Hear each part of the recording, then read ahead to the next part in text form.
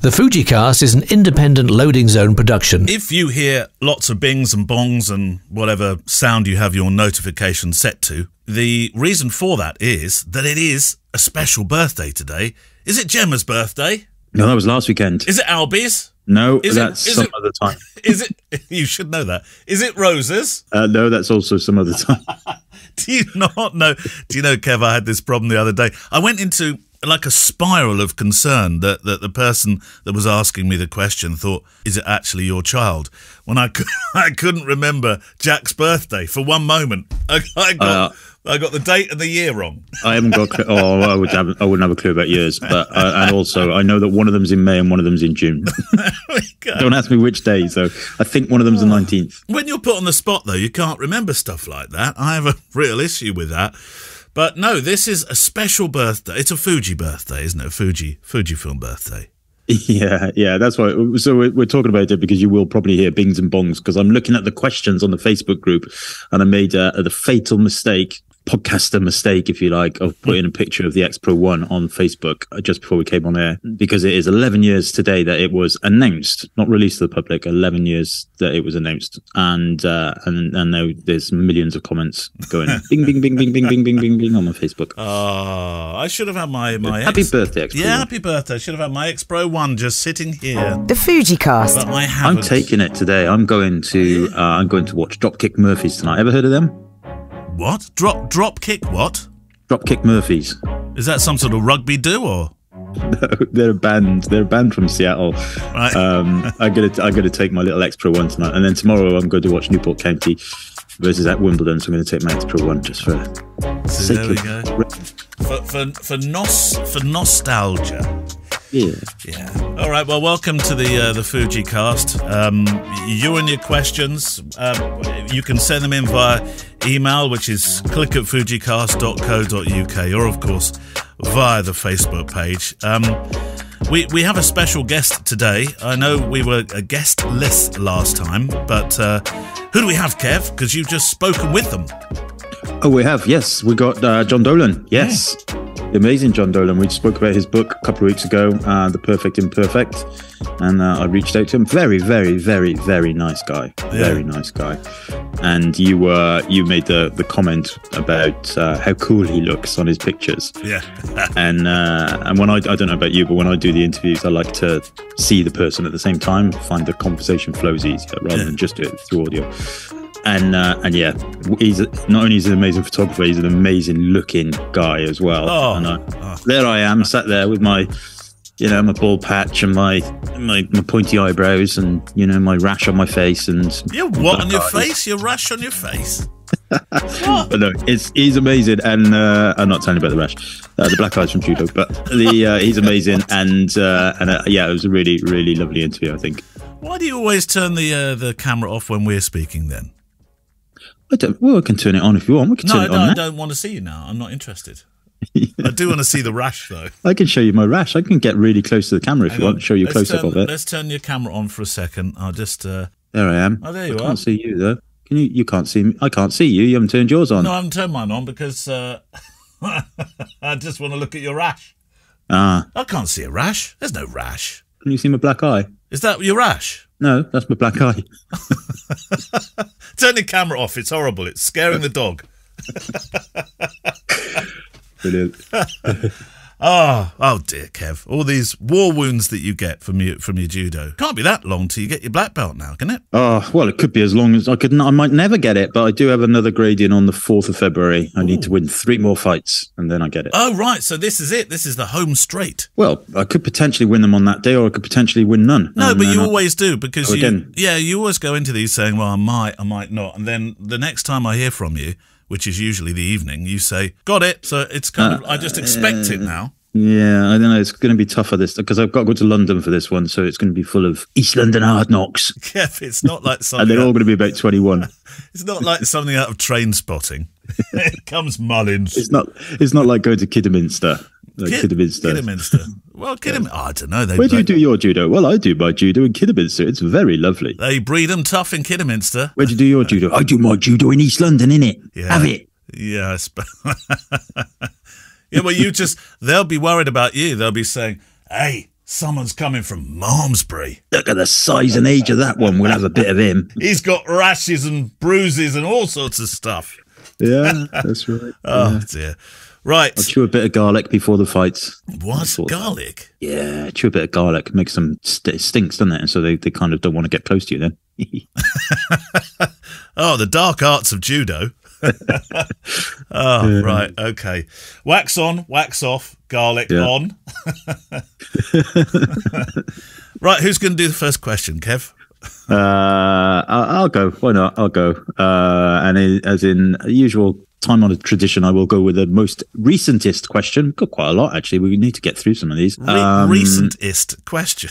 The most recentest question. Okay. Which was actually 2 days ago by John Wayne, good old John Wayne, who's sent us many questions over the years. And he says, arguably, candid street photography began with the small Leica 35mm because the public weren't aware it was a camera in a time of large format wooden boxes on tripods. In recent years, a small tourist-looking compact, and in brackets, or even better, a smartphone, has been more discreet than a big SLR. How long before using a phone to take street pictures is seen as intrusive? And a proper camera, in quotes, is considered a weird antique that a younger generation would feel less aware of. Do you know, that's a really interesting question and a great twist as well. Because, will there come a day when people think, oh, you have a smartphone there. What's that thing, a cam? Oh, yeah, you're fine. Do what you want. Yeah. I mean, it's not a question we can answer as such, is it? But it's a conversational piece. Yeah, interesting. I'm doing a test drive on a camera. It's not a Fuji one. I apologise. But it's that's not one. No need to apologise. And that's true. All flavours welcome. Yeah, sorry. You know that. Except Steve and his Sonys, obviously. Yeah, 60-year-old Steve. Oops, did I say that? Sorry. Happy birthday, Steve. He didn't turn 60, did he? Yeah, he did. Yeah. Wow, he does look good. What's his skin regime? Oh no, I'd said that to him actually. I said that to him. He don't look 60. No. It's about 68, I thought, but no, he does look good. He does. No, the Ricoh GR3. Ooh. I've heard so many people talk about it.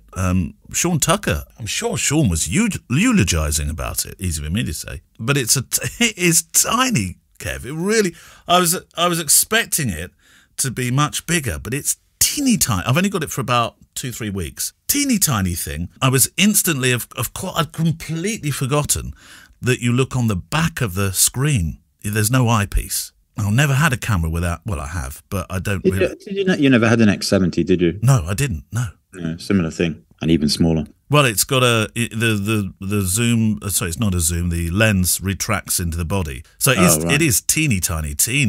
And I know a lot of street photographers really love that camera. So no, it's had a lot of. But I don't know when you hold a camera out in front of you. For me, that feels more. I don't know. That's the way you shoot street, though, isn't it? You hold the camera out and I'm talking about you personally. I tend not to, but I like to use the viewfinder still. But yes, absolutely. I mean, it's a good kind of interesting point because, you feel like if somebody's got a camera to their eye and pointing it at you on the street. Actually, let's flip that. If you're a photographer and you've got the camera to your eye and you're pointing at somebody, you feel you shouldn't, but because of the world we live in, you feel a little bit anxious and a little bit like, ooh, will they see me?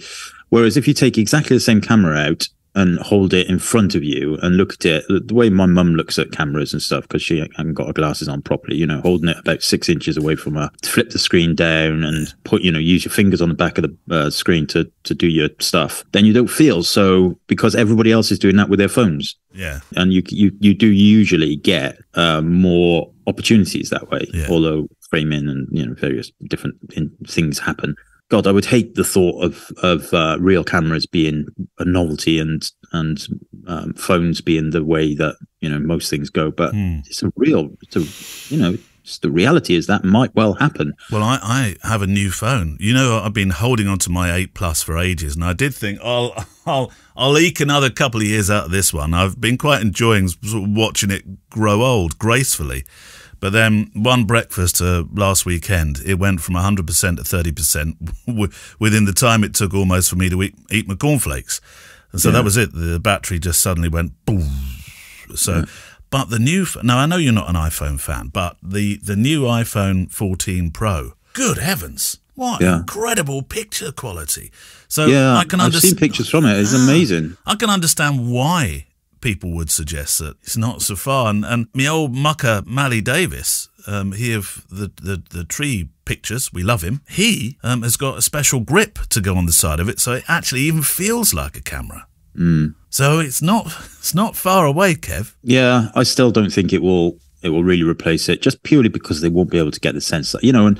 And let's face it, you know, camera manufacturers have been grappling with sensor size and kind of pixel dimensions for the best part of 70 years. Yeah. So, you know, phones essentially, you know, what gives them the added advantage is the AI, you know, inside the phone is, you know, 6-8 gig of RAM.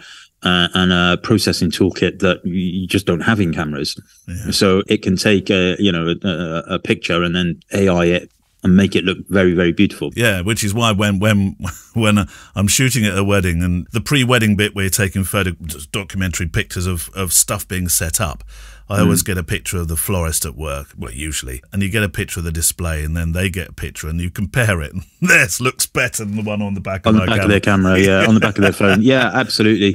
It is, you know, I still really genuinely believe that cameras will win the day. You know, because you just won't, the ergonomics of a phone don't make it right.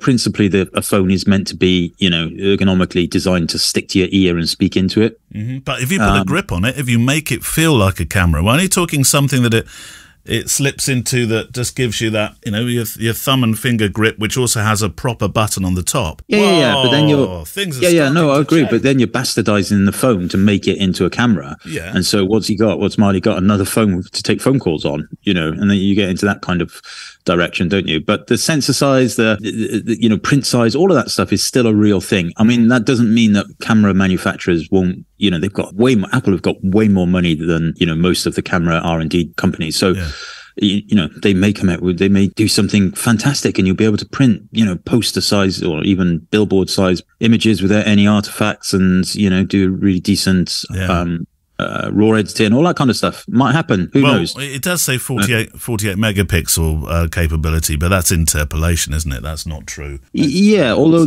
you will still find, if you shoot HEIF files on that Apple device, they're effectively, you know, super compressed.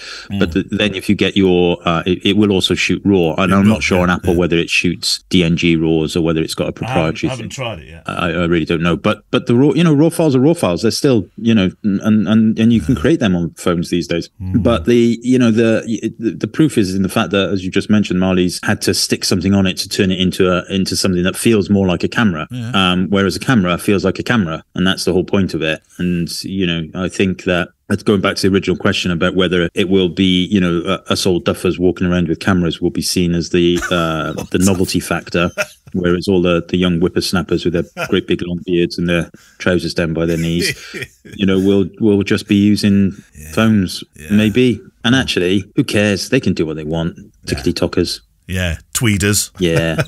Hang on, Kev, I've just got to put the heating on. It's got cold. What? Don't do that. No, I will. I just... Put jumper on. Hold on. Oh, there we go. £3 gone. £6 gone. Yep. Oh dear, Kev, it's freezing in here. Oh, brass monkeys. Have you ever done a 365? No, good Lord. I've done a 1. Would you not attempt one? No. I'm doing one. No. I think I probably have gone through periods where I've taken a picture every day, but not to the point where I wanted to think this is a publishable effort. No. Well, I'm not sure. You've done them before, though. Well, the one I did before, I did do one. Yeah, I've done 1.5, but it was an archive 365, if you remember. It was going back into my wedding pictures, drawing out those that I liked, publishing them, and then talking about them. If I were entirely honest, I probably did that because I'd listened to you saying, you know, post every day, really good idea for the god of Google. And actually, it did work quite well. This though, I'm attempting. I've started. The day we're recording this is Friday, okay, and it coincides with the 365th edition of the other podcast I do, and I just thought we'd do a 365 starting on that 365 day and see if I could do an actual 365. That's a good idea. See if I can. Bet you don't. Do you? When do you think I'm going to stop? When weddings start. That's all right. I've got no weddings till July. Well, it depends on how you're going to do it, doesn't it? Because if you're going to use your new fancy pants rip-off Apple phone, then you can. What do you mean rip off directly Apple? from that? I'm going to put a little grip on it. Yeah. There you go. Right. And then when I ring you, you'll be like, "Hello, hello, I'm over here. I've got the phone to my ear, but I can't. It's not near my mouth because I've got this. I've got a grip on it." That's a good point, actually, because the grip would go on the bit where your mouth bit needs to be. I've found a weakness in the system, Kev. Alex Hackney. Oh, Hackney's in East London, isn't it? He is, yeah. Maybe he's going to come around and beat me up at the judo. Do you think he's a judo man? Alex from East London, isn't it? Oh, no, Alex Black Belt Hackney. Hello, my friends. Love the show and have been binging it in the last couple of weeks. I have a QQ. Do you guys have any tips or tricks for shooting photographs outside in the winter? I'm always a bit nervous having my camera out in the cold and wet and going in and out of shops and such. Am I worrying too much about ruining my camera, or should I be concerned with the various temperature shifts? Have a lovely day from Alex in Hackney. Oh, no, it's Alex Hackney. Oh, what? I bet he's from somewhere like, or could even be a lady, couldn't it, with that name? I bet they're from somewhere like Windsor then. Why do you say Windsor? Well, soft, isn't it? Hackney. Hackney. Hackney, innit? Is it Hackney? No, it's not Hackney clothes. It's Hackett, isn't it? There's the posh clothes. All the posh people have. Hackett. Yeah. The ones that you have to have. I think you're only allowed to go in Hackett if you show you've got a Range Rover key fob with you. Anyway, yes. I mean, the only time I've ever experienced that where the camera steamed up, like to the point where I was like, whoa, what's that? Was when I was in London, Bristol Zoo, which sadly is no longer there. They've closed it down. They closed it. The animals are still there, but they've shut the zoo. Oh. It was a pretty chilly day, wintertime. And then I went into the tropical animal. Well, yeah, but that's a huge shift in temperatures. Yeah, this was years when I first got into photography, and then my lenses everything just steamed up. Yeah. And I was like, my God, my cameras have just broken. And I turned around to look at Gemma, and her glasses had steamed up. And I was like, now I get it. Gemma's broken. Gemma's broken as well. She's just wandering around, walking into creepy crawlies. Oh. That's how we met. She thought you were a big creepy crawly. Oh, I do like your hairy legs. Yeah, that's right. Yeah. That's the only time I've ever really experienced it. I know some people take like lint cloths and things like that with them to weddings for different temperatures changes, but I don't. I just shoot my jumper. Or tie. Yeah. Bottom of your shirt. Yeah. Yeah, I thought the question originally, till I'd read it, was going to be more about shooting outside in the winter because of this horrible cold sort of hue you get on your photographs, where you just can't seem to, even in Lightroom, warm it up, and something weird happens. I thought that's what he was going to talk about. More to do with the kind of white balancey type stuff. But no. I know what you mean. I'm more. The rain bothers me, but only because when you get it on the front of your lens, it's a problem to get off, isn't it? But yeah, it can smear a little bit, can't it? Yeah. But it's only really relevant if you're shooting at f96 or something, isn't it? If you're shooting at any reasonable aperture, obviously if you're a landscape photographer or something and you're shooting at f22, you've got rain on your lens, then you're gonna have issues, and you want to, that's what lens hoods are for and all that kind of stuff, isn't it? But if you're shooting, it does depend a lot on the lens, obviously, but I would say anything up to about f8, you're probably not going to see much on that front element. What about ruining the cameras? It sounds like Alex is a little bit concerned about leakage. No, it won't ruin the camera, especially the weather sealed cameras. That's what they're designed for, really, is the kind of different temperature changes and what have you. I wouldn't. No, I would not worry about that. Probably wouldn't leave my camera in the tropical animal zone of Bristol Zoo for more than a couple of hours. Yeah. But yeah, you can get mold inside lenses and things like that, and perhaps too much exposure to that very damp environment might potentially end up doing something like that. But again, I suppose so, yeah. Alex, hope you do well in your judo bout against the Garlic King of Malmesbury. Right, your question. Oh yeah, sorry, I'm just. This is what I knew would happen. I've lost it. It's gone. I'm looking at the. Is it Notification City? Yeah, and I've got 2 tabs open and everything, and it's all. What's the latest notification on the X-Pro1 having its birthday? It's so posted it 58 minutes ago. So far, it's had 85 likes, 18 comments, 1 share. Okay, give us a comment. The most recent comment is from Paul Taylor, and he says, "Do you still have it, Kevin?" And I said, "Yeah, I do, Paul." In fact, I've got batteries, those old batteries being charged right now. Yeah. Okay, right. Another question then. Let's go back a little bit in time, shall we? Let's give a very quick one from Stephen Anker. He says, "Hi, folks. Very QQ. Will you be offering further Zoom dial-ins and gentle critiques for FujiCasters?" Well, Stephen, we do that, but on the Patreon. So if you're a patron, which I think you might be, I don't know, maybe you're not getting the emails. Perhaps you're not. Anyway, it doesn't matter. If you are, great. If you're not, great also. But yes, that's where we're doing the patron pop-ups, as we call it, and we're doing gentle critiques of pictures and websites and all. Who are we critiquing today? Now I've got to go into a completely different application. Am I moving around your windows? You are, and I've got this massive 48-inch screen. It's very difficult. My mouse still isn't working properly. Folder FujiCast. Next will be today. In fact, you can hear a critique of Scott Carney and his gorgeous Yorkshire marquee wedding, which is a blog post. Oh, it looks like he had a good time. Doesn't it? Yeah. So we're doing them in order, by the way. Right. The order of receiving them. Okay, so I'll do another question, though, because that was a little bit of a thing rather than a thing. Right, Luke Pye. G'day from Oz. Kevin Neal, I can't do the accent. Really loving the show and glad it's back up to bi-monthly stroke fortnightly. There was a great little video shared in the FujiCast group yesterday. There was some guy talking about the difference between fortnitely, bi-weekly, annually, all that kind of stuff. We'll be talking about dividers next. Any hot tips or workarounds for when setting up film recipes on the XT3 and auto white balance? A lot of recipes ask for color shift in the auto white balance, e.g. -4R plus 3B. But in XT3, when you click out of your custom setting, i.e. C2, and go back to the default setup, C1 in my case, the color shift in the white balance remains. I really wish Fujifilm committed the white balance to the individual custom setting. But in the meantime, keen to know if any workflows, processes to help with this. Cheers. Yeah. Right, you can answer that one now. Well, I can't. You know I can't because it's technical. I don't actually. You're horrible to me. You are. I kind of know what he's on about. So I think the XT3, it doesn't save the white balance adjustments in your custom film sim recipes. XT4 and above does, and I think X-Pro3, I'm not 100% sure. X100V, I think, also does. So yeah, you're just out of luck with the camera, essentially. Oh. I put a whole load of recipes on my website that were built on the XT3, and the custom white balance, essentially, if you want something a little bit different, then you're going to have to use your eyedropper in Lightroom or Capture One or something afterwards. I'm stuttering over this because I'm kind of, I think that's right. That's as much as we're going to get. In Kev we trust.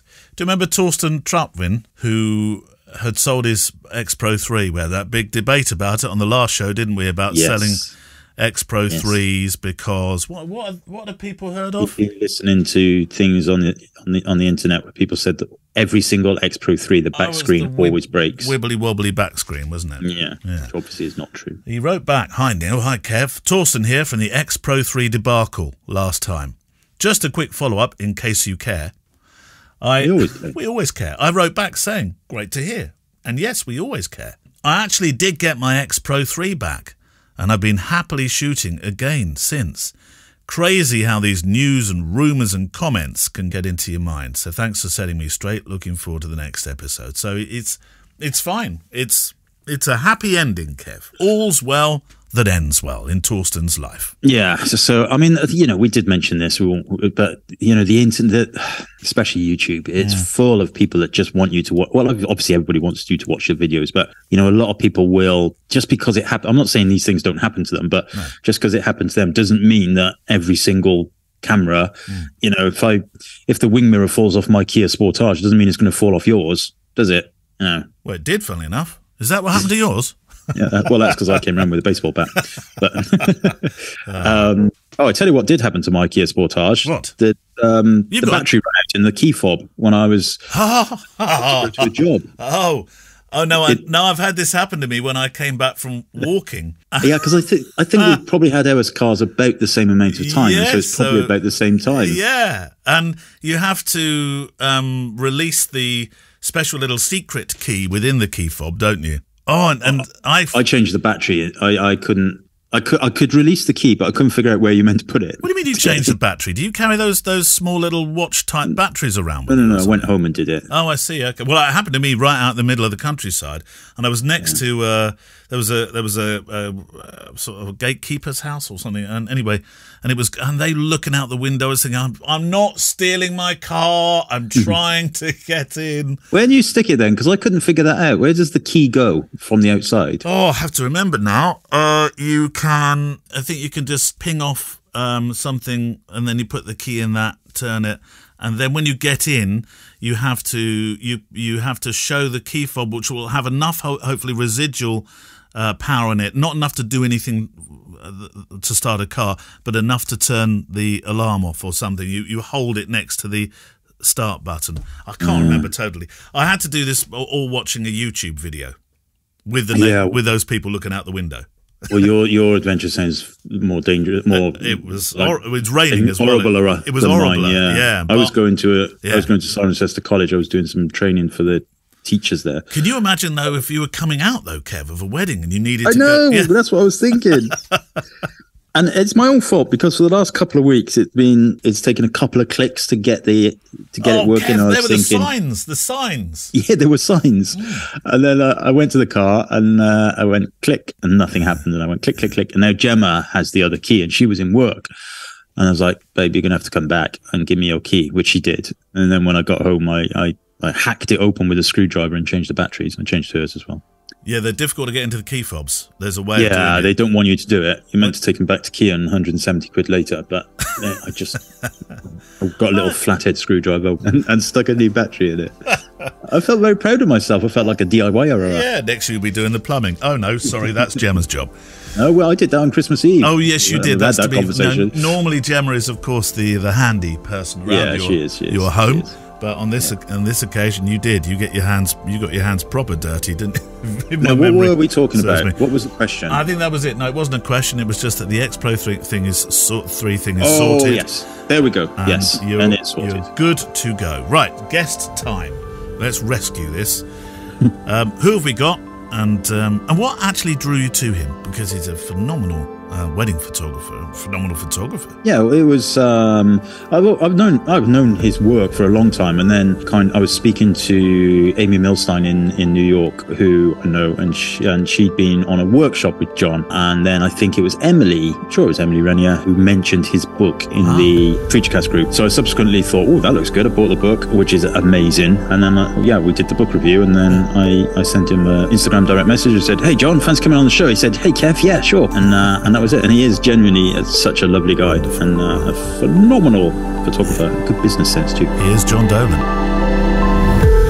So first of all, just very briefly, give us a little background about yourself, how you became a photographer, all of that kind of stuff. I know that you've been working for a long time now. So well, it literally is the only thing I've ever done. So I caught the bug early, and luckily in some ways I'm not good at anything else. So I've had to stick with it. I know a lot of people have tried their hand at photography and given up at a certain point, but I moved to New York when I was 23, and it took me 10 years really to get my footing, but I worked as a printer for a bunch of years, which was a great training ground, and then I just slowly made my way into New York magazines, into some advertising, and weddings as well. I went to liberal arts school, so I studied photography, but it was a much more philosophical approach, and the technical stuff I learned on my own, as we do. Yeah, of course, yeah.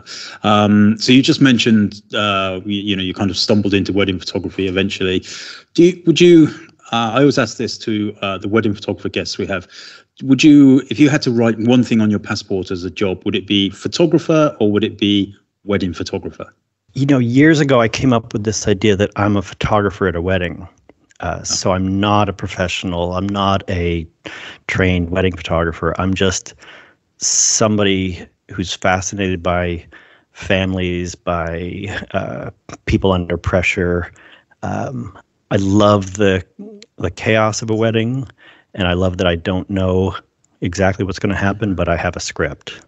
Yeah. So I can anticipate.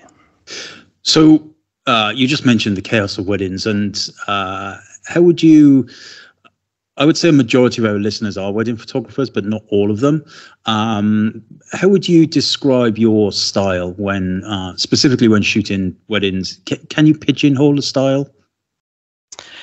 I can't pigeonhole a style as much as an approach, and it's the longer I've done it, the more I've understood this mental preparation I go through before a wedding, which is I empty myself.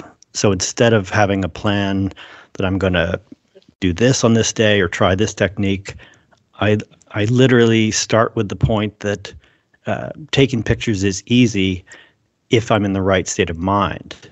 So I go through a little, sometimes I take a nap, a 5 or 10 minute nap, but I'm setting myself up for, probably a little bit different from an interview like you're doing with me, where you have to prepare. I don't have to prepare for a wedding because I know what's coming. I know that it's not my job to put a template on people. It's my job to walk into that house and see these people who are going through something significant, and I'm trying to almost get slivers of moments of that important day. So it's a very strange thing, because the less hard I work, the better the pictures are. If I'm hustling and bustling, the pictures get canned. So I literally go in without a plan and absorb the energy of the people. Yeah, wonderful. It's a similar approach that I take, and I think that in the modern day with modern cameras, people sometimes go and they'll shoot 5, 10, 20,000 frames, and I think that the slower you shoot, the more emotion you can get out of a wedding. Well, I think it also leaves room for the human interaction. So I'm talking to people in a way that when I was younger I wouldn't interact in that same way. But I'm having very honest and sort of tender interactions with people, as if I was a guest, as if I was a family member, or as if I was not a vendor. Yeah, understood. Now, I'm not a great fan of the term celebrity photographer, but you are known as a celebrity photographer, and we don't necessarily need to go into the people that you photographed unless you so wish. But I guess I'm interested in regular people's weddings who aren't necessarily celebrities or not necessarily well known. Do you still shoot those? Do you get as much fun out of those, or enjoyment, I should say, if you still shoot those kind of weddings? Well, it's funny. I don't even know how I'm known in the industry, because I feel like I'm on the edge of it in my own way. I do a few celebrities if they are looking to have a guest at the wedding with a camera. So the people who've hired me over the years have been very specific about their love of photography and their desire not to have I don't know how to describe it, but somebody's going to, they don't want paparazzis at the wedding. So I'm sort of the anti-paparazzi. So the people who've hired me are really looking for a much more subtle approach. I don't direct a lot. I don't command a lot of attention. But it almost doesn't matter whether it's a celebrity or a school teacher. I have a certain way of working, and some people are attracted to it, and some people are looking for something a little more showy. Yeah, understood. And a very kind of off-topic question, I suppose, but a brief question. Do you get nervous before you shoot? It's a great question, and it's the answer is no, because it loops back to your first question. Shooting, when I go to a wedding, I know this is the only thing I'm really good at. I have very few other life skills. My wife would attest to that. But so anytime I feel any nerves coming, I just sort of slap myself and say, this is what you do. And also, it would be a shame for me, it'd be a waste of my limited talents to play it safe or make kind of expected pictures. So I think the key to what I've done is I take risks when I shoot, and I don't follow the map of some people, and that risk taking is really key to my approach. Yeah, actually, I saw a quote. I'm not sure whether it was on your website or elsewhere, where I think you said to make art, you have to take risks, and then turn those risks into adrenaline to power your creativity, which I thought was an amazing quote. Well, I think that nervousness, a lot of people have issues with anxiety, and I totally understand that. But I do get this sense that it can be a turbocharge, it can be an engine for creativity. And I have this vision of myself.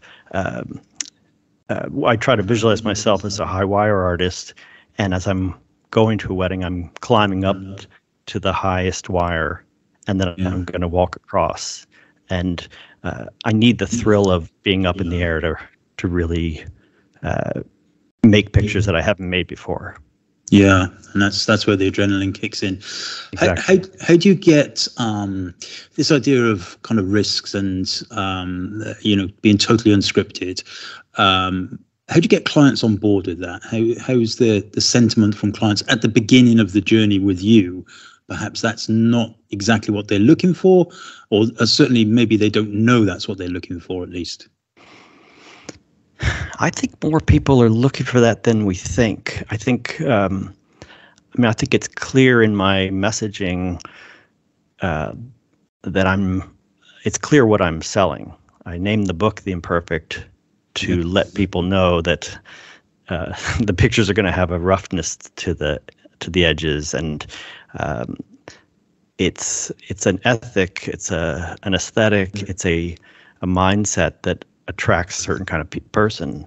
So I get a lot of people who call me who say, we don't really want a wedding photographer, but we want what you do. So it's a different kind of approach than most businesses. I'm not trying to grow my business. I'm trying to find those 10 people a year who get it. So it's a higher risk, higher reward sort of situation. Yeah, absolutely. And the rewards are from a creativity level and an artist level are much better than just piling them high, charging lower, piling them high. Well, the key to it, I'm sure you know, Kevin, is when people trust you, then you're free to create. Yeah. So from the beginning is a process of gaining trust, which is you deal with them not as a salesperson, not as somebody trying to upsell and sell albums or prints, but saying, I have this skill, you have this need for somebody with that skill. If you trust me, I will soar. If you're second guessing me and double checking and making lists, that's going to distract me.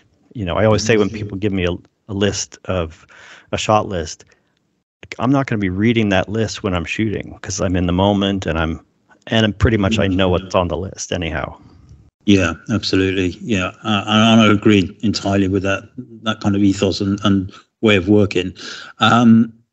Just sidestepping weddings slightly.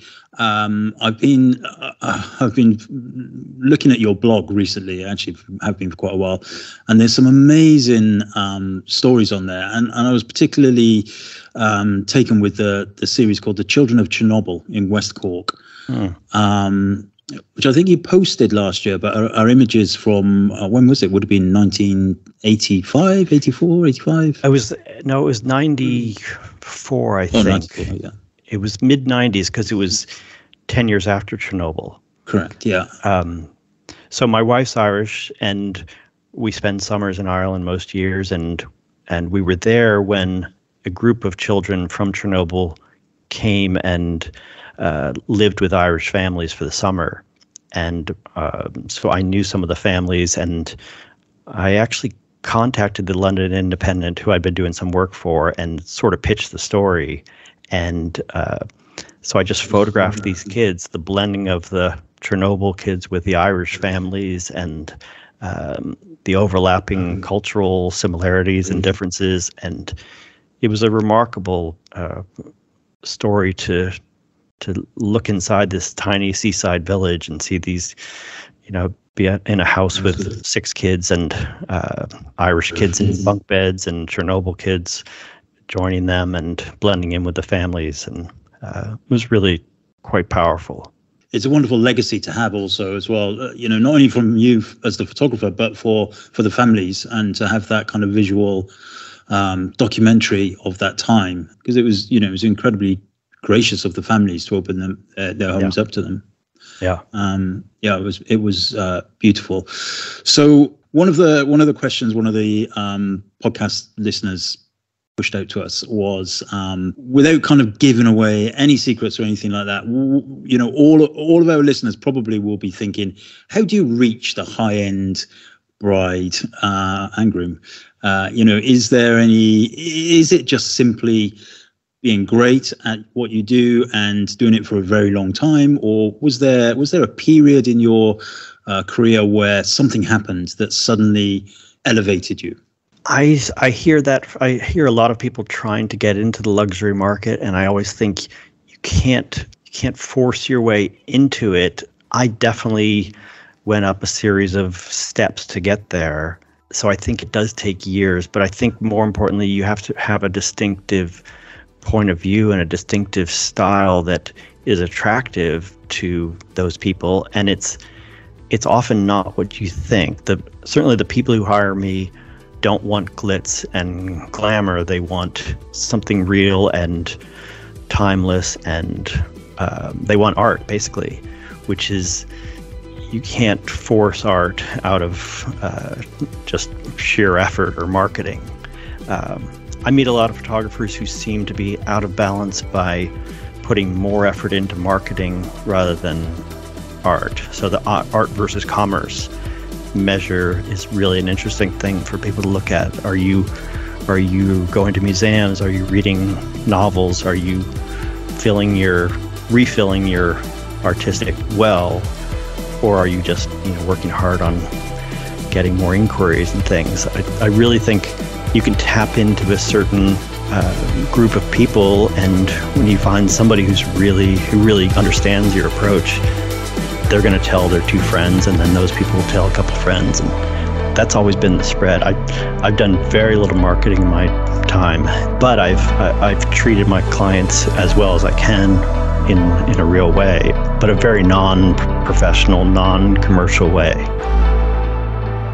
Thanks to John Dolan. That's part 1. Part 2, Kev, to come in 2 weeks' time. Yes. On the show. Right, pick time. We've left it to now because we have a question as well as giving them a mention. Pick Time, of course, have kindly been supporting the show now for a number of months. pick-time.com. It's what myself and Kev both use to show our work. I'm very, very happy with them. I've been using them, I think, now for, 3-4 years? Probably. No, before that horrible thing that started with C and ended with D.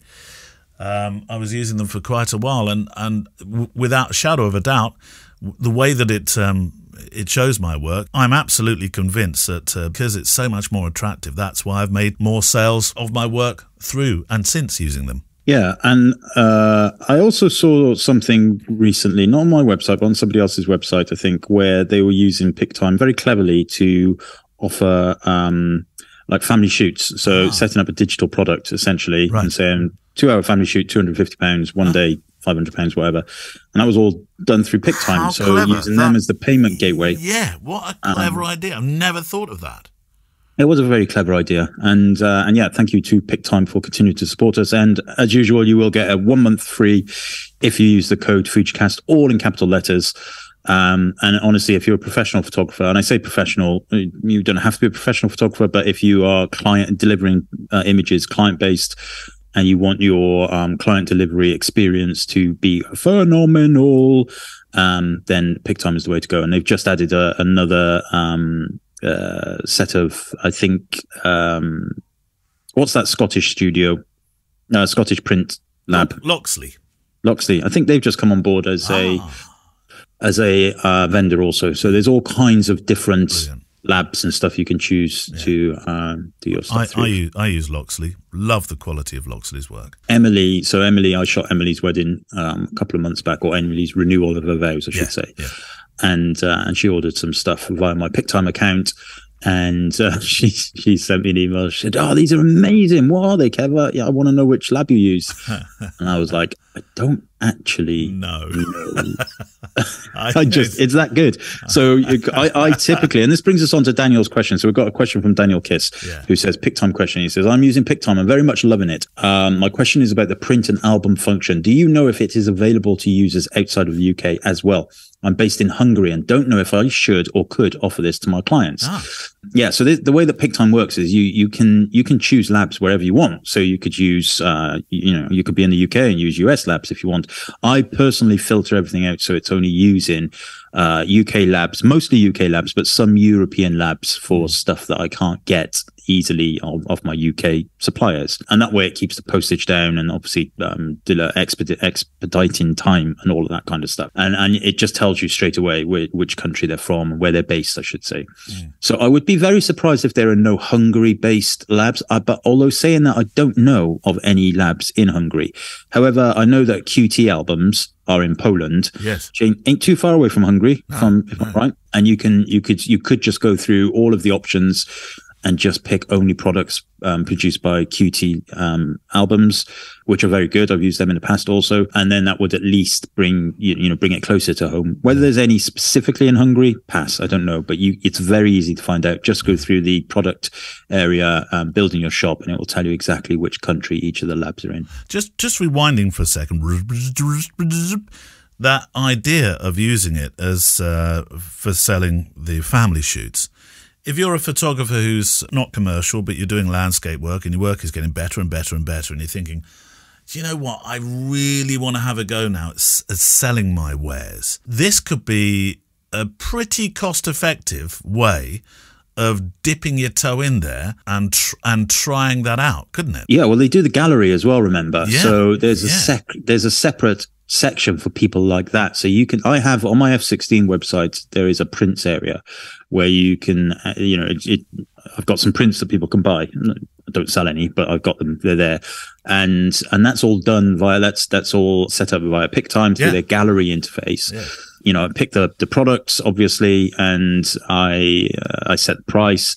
And then it just looks beautiful. They deal with everything. They deal with the printing and all that kind of stuff. So yeah, you can do that very easily. You don't need to be a kind of wedding photographer or anything for that. But if you want a gallery space that looks beautiful and you want to sell prints, that's your friend. And I've just literally logged into my PicTime account now, and it's just popped up with new feature, watermark protector, which is good because a lot of people have been asking for this. So you can now use what they're calling an AI watermark, which means that if clever people want to kind of hack into the HTML and stuff, it's still going to try and stop them getting rid of the digital watermarks that are whacked on there. It's getting better and better all of the time. I remember it's a little while ago, but I had interesting conversation with a client, not the client, sorry, of somebody that had been at the wedding. Said, I've been on the website to order, and the print quality is really bad. And I thought, well, I've not had an order from you. And what they'd been doing was basically making the picture as large as they could on their screen and doing screen capture and trying to send it off to Snappy Snaps or something. God, dear. Right. Steve Davis, not the snooker player. Snooker in you tonight. It might be. You don't know. Well, maybe. Who knows? Davies. It is the right spelling. It's him. It's got to be him. Got to be him. There can't be any others, can there? No. Snooker playing photographer. Hi, gents. Like Kev, I upgraded to the XT5. I traded in the XT3. While I'm happy with the upgrade for the various improvements over the previous camera, I was interested, and I can see the fuming smoke coming from your ears right now, Kev. I was interested and a little concerned by some comments and observations made by a respected professional photographer. I've got the name, but I don't think we should use it, should we? About an empirical comparison of image quality between Fujifilm's 26 megapixel versus the 40 megapixel sensors, where the 26 megapixel images appear to be sharper than those from the new sensor. I attach a link to the YouTube clip. It's a short video and the image comparisons are near the end. Do you feel that the observations and concerns raised are valid, or is it possibly a more considered explanation for the perceived image quality reduction from Steve Davis? I haven't seen the link, so I don't know which photographer you're talking about or the video, but I have seen other videos similar to that. And my answer is, I don't know. I don't know, and I don't care. Have you noticed something? No, right. I have not noticed it. And anybody, right, and I'm not saying that Steve Davis does this, okay? I'm not pointing my cue at him, but anybody who says to me about any camera, about it not being sharp, and then they add grain or a film simulation, they can go and play pool instead of snooker. I don't think Steve Davis is that kind of person. I don't think so either. But that's the point I'm making. You know, it's the same, isn't it? You see it. I've seen it in Sony groups and all over. You know, it's. I want it to be the sharpest thing. It shoots 40 million frames per second, and it's got to be super sharp at f1.2. And then, does anybody have any like Kodak film simulations that make my Sony pictures look like that? Yeah. Right. Well, just have a little think about yourself. Yeah. So no, I don't know. I certainly, absolutely have not noticed it. And I did shoot, there was a crossover period. So I shot one wedding, which was in the north of Scotland. Never each, I did west of Scotland, and in December, and with the ceremony at 4 p.m. And I shot that with an XT4 and an XT5. Yeah. And when I was editing, I couldn't even tell which was on which camera. You know, it was not. I at one point when I was cropping in, I noticed that I got more croppability with the XT5 images. And then the last wedding of the year I shot, which was again in late December wedding, was both on the XT5s. Fine, edited it. Clients love it. All good. And no, I've not noticed any difference. Do you think there's? No, I'm not an ambassador. I'm not. Yeah. So I'm not just like towing a line here. Not that I ever did do that, but.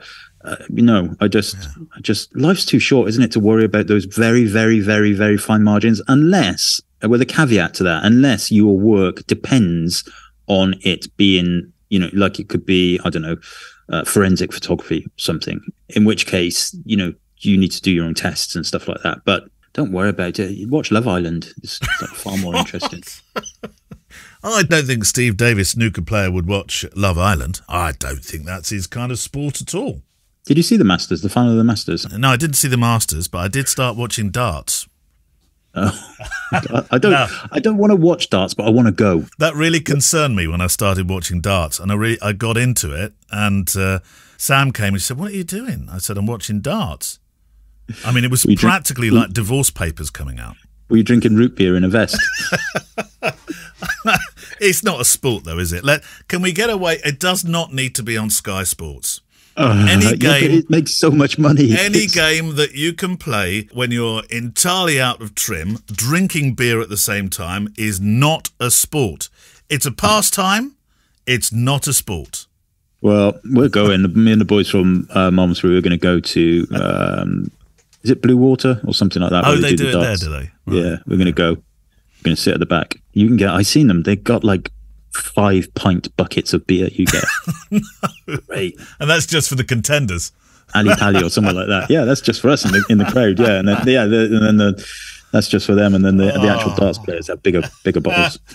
I think it's intravenous, isn't it? They do. They throw a. Do they call it sets? See, I know. Yeah. And so legs and sets. Legs and sets. They throw a few legs, or no, they do a set. And the sets don't really last that long. I mean, it's not like an Andy Murray Australian Open tennis match, is it? But then they walk off, and I'm thinking, where have you gone? You've just played a couple of legs. What are you doing? And probably they'd go back to the bar, do they? Is that what they do? They just go to the back of the room to the bar for a while. Yeah, I know. It sounds great, doesn't it?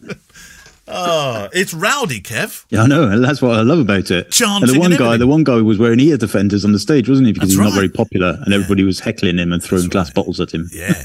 The German player, I think, was playing him, and he won that one, didn't he? Yeah, it was that Welsh guy, wasn't it? Gerwyn Price. Nobody really likes him, I think, in the sport, and so he's wearing ear defenders. That's right. I don't think it helped him. Anyway, this is not the Dart Cast. So go on, do a question. We should do one though. I'd like that. The Dart Cast. Sportscast. I tell you what, Kev, would make a darn sight more money. Sports bar podcasts make a fortune, Kev. Kevin Neal explains sport. Go on. Okay, is it my go? Yeah. Matt Fletcher. Hi, Kev. Hi, Neil. Hope all is well. I've been a Fujifilm shooter for a good few years now as a hobbyist and love the system. I want to move into video and vlogging. Don't you hear that term much these days, do you? Vlogging. No. To document and capture trips and outings with my 6-month-old daughter. Oh, lovely. What camera and lens would you recommend? I have a DJI Pocket 2, but I don't really like it. Oh, you and me both, Matt. I did not get on well with that thing at all.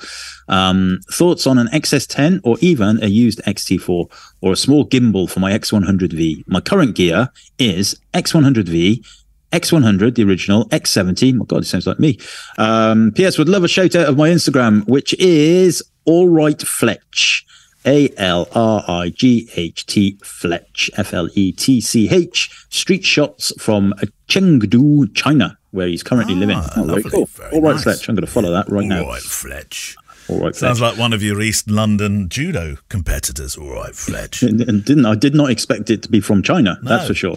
No. Well, the X100. Now, I've tried with some success actually using the X100 for that kind of stuff. And it's actually it's a decent camera. Of course, 23mm though can be a little bit close for vlogging unless you put on a wider lens adapter. Actually, pretty good camera, I'd say, for that. I know you're not going to be necessarily so keen on it because I don't think you've used it in that way, have you? Well, first of all, the DJI thing, the DJI Pocket, was awful for me. I had really struggled with it, but I know it was like a lot of people loved it. What was it called? DJI? Pocket. It was like a handheld thing with a 4K camera, and you had to double click it and it would spin around and everything. DJI Pocket. And I remember spending time, I was in Dubai, I think, and was trying to make a vlog. Yeah. And we're on the bus, and I think it was... I saw that film. I don't know, it was either Bert or Zach or somebody. Anyway, and I got him to film me, and he kept clicking it, and it just kept spinning round to him. And I clicked it, and it span round to me. And I was, in the end, I've still got it somewhere, but it's one of those things. Now, Fujifilm have just announced a gimbal of their own of sorts, and I'm looking for it. I'm looking. There we go. It's called the Fujifilm TG-BT1 tripod grip, which is kind of a gimbal tripod-y thing. Catchy. And it says here, the TG-BT1 allows you to record movies, take photographs, or adjust zoom on compatible power zoom lenses, which is the 18 to 120, I think, and maybe the 15 to 45. Anyway, while holding this Bluetooth tripod grip, it is compatible with XT5, XT4, XT3, XT32, XT32 double eyes, XT30, and XS10. So there's a potential thing there that kind of has the Fujifilm logo on it and the buttons that will probably work. It's around about $199. So I was looking it up. Did you mention an XH model that could fit in it there? I don't think you did you? Doesn't seem to be on there, no. Because, of course, the XH2 would be the best in that you've got a nice articulated screen to bring round for your vlogging. I think this is probably aimed at the smaller cameras, isn't it? I think they're probably assuming if you're using a big old XH or something like that, you might be, and you need a kind of gimbal, you're probably going to be going Ronin or something like that. Anyway, I just thought I'd put that out there. But I mean, you want something to stabilize it, and maybe that's the answer. The XT, it might have been there was another one, wasn't there, that I had? The 10 to 24, I was going to say, is always a bit of a friend for that kind of work, isn't it? When I've used it in that way, that's a lens. Good that's a mammoth lens for that kind of work. It's so good. Going to look a little bit like a beached whale, though, aren't you? If you've got it at 10mm and it's close up to you. Well, I mean, it depends who it's pointing at. I mean, me, yes. You, yeah. No. Well, that's it. Doesn't vlogging indicate generally yourself in it as well? Yeah, well, that's what I mean. But not. I was quite happy with the one. I was looking at a film I made in Africa, thinking, there we go. Look, trim there, Neil. You let yourself go. You let yourself go. That's because you stood next to elephants. Sounds so horrible. Stand next to a gazelle and say the same thing. I don't have to take this from you. I can go up to the house and get it from Sam. Oh no! I tell you, oh my word! Since Christmas, I've been doing so much exercise, and every single time I'm just going up in weight. It's ridiculous. I'm not drinking, nothing, and it's just like something. My metabolism's upside down. Anyway, the XA3 I think was the thing I was thinking of. That was like the XA line is designed specifically for vloggery type people. It's got the screen that flips up above it, all that kind of stuff. Don't think it does 4K. There's options there. X70 does have quite a neat little video option, but it's again not 4K, and also it might be 4K, but certainly not going to be great in any kind of low light.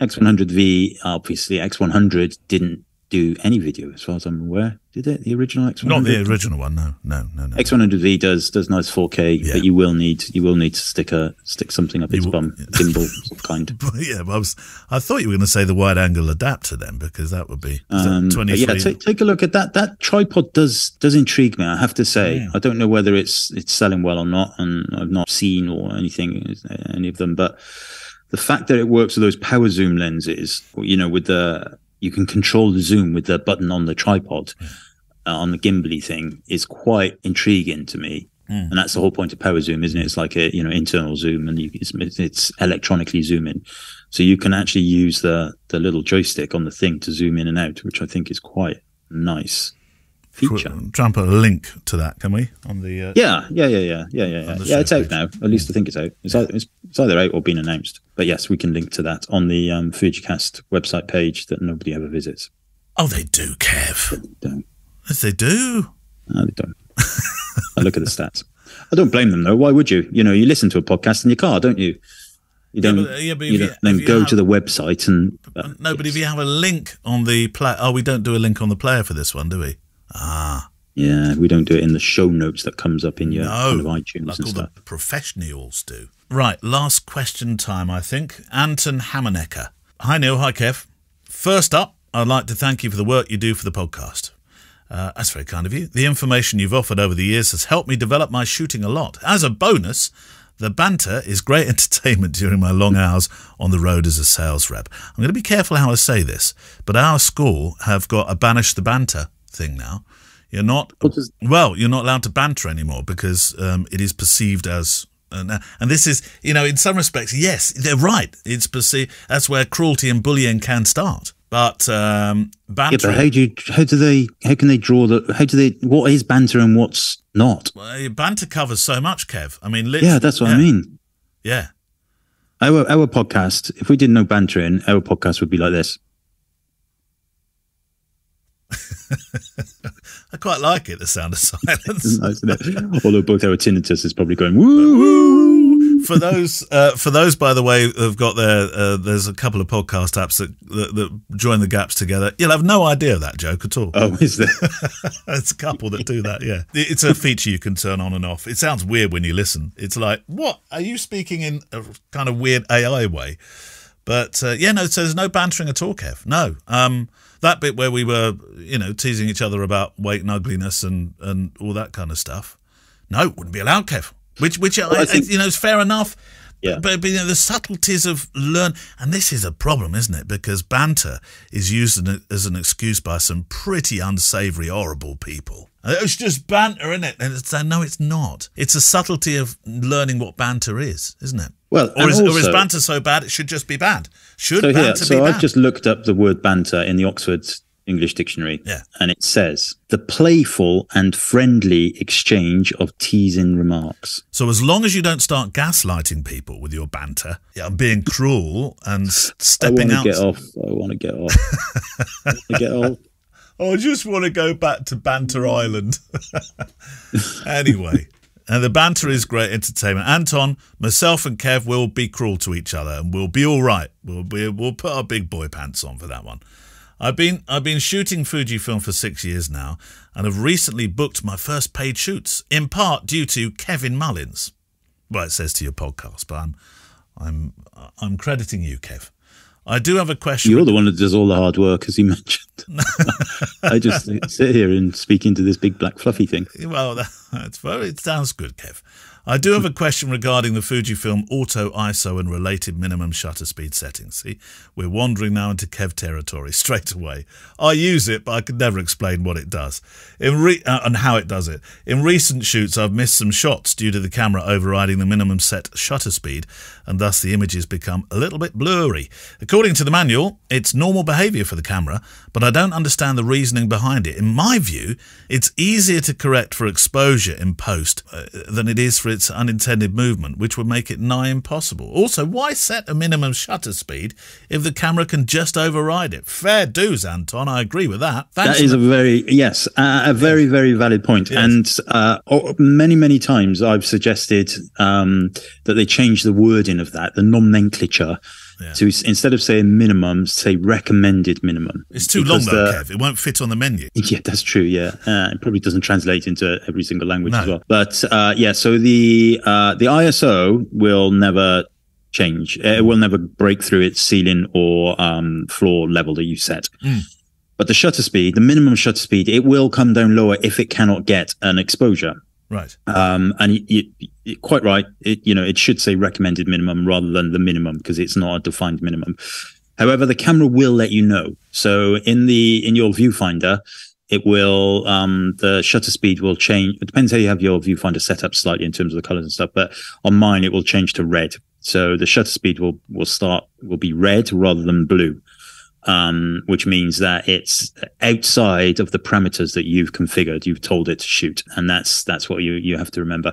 If this is happening a lot, then I suspect you probably got your ISO pegged a little bit too tightly. So don't be afraid, don't have your ISO pegged up between 400 and 800. Be happy for it to go up to say 1600 or 3200, or I set mine to 12800. Yeah.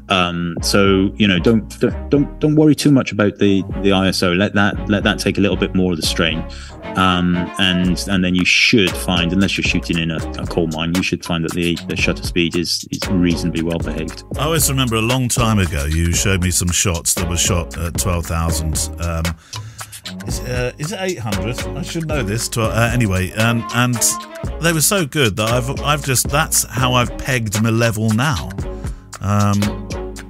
Yeah, and that's really helped with that feature. So there we go. That's it for another fortnight, another bi-monthly. John Dolan is back on the show in a couple of weeks' time for that second part. In the meantime, I can't remember, Kev. Did you say you're doing is it the judo between now and then? It is, isn't it? Will it be between now and then? I've slept since then. When's then?